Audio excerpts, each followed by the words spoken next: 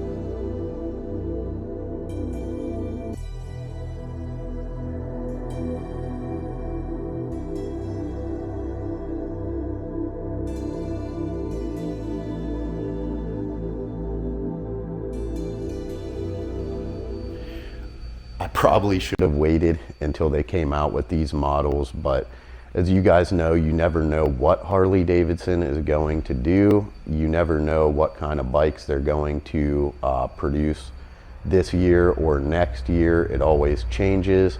So I couldn't take the chance. I had to get my hands on the Lowrider S. I ended up going with the Lowrider S in Barracuda Silver. Absolutely love that bike. I've been doing a lot of work to it, but I really do wish I would have waited and I would have got the El Diablo. This bike is absolutely amazing. All of the ST models are amazing. They're high performance bikes from Harley Davidson, and if you haven't rode one of these bikes, you need to get down, take a test ride on them. The colors are absolutely gorgeous on all these bikes. I'm a person who likes white bikes, which is really weird because I know a lot of people don't really like the white. They don't really like the black. They want the heavy flake colors that Harley's known for. But I had to show you guys this El Diablo because they're getting really hard to find. and there is one down here at my local dealership. So I just wanted to give you guys a chance to get down here and get it before I end up trading mine in, because I'm real close to doing it. Thank you guys for checking it out. Just wanted to show you this bike. This bike does pay homage back to the earlier model 1980s FXRs, FXRTs. So with that custom paint, with all the badging, with the huge engine on it, with the upgraded monoshock. So these bikes come with a 1.5-inch taller rear shock. So they give you more lean angle. They're going to give you a more aggressive ride. They're also going to give you a more aggressive riding position. Highly recommend, if you've rode one of the Lowrider S models, that you get in here and you ride one of the STs, because the fairing, the way they designed this fairing in the wind tunnels, the way that they did all the research and development to make sure that this fairing performs above and beyond anything of the past, you notice it as soon as you get on the highway. It takes all the wind right off your chest. It pushes it over you. You can ride for hours and not feel fatigued. These bikes also come set up with the more streamlined gas tanks on them. So the Lowrider S that I had, the 2020, the one I still have, has a fake gas cap on the one side and then has your real gas cap on the other, but they are raised above the tank. This tank is completely streamlined. You do have your fuel cap on the right hand side, but also, if anybody knows the history of the Lowrider motorcycle, your gauge cluster was always right down the center of that tank.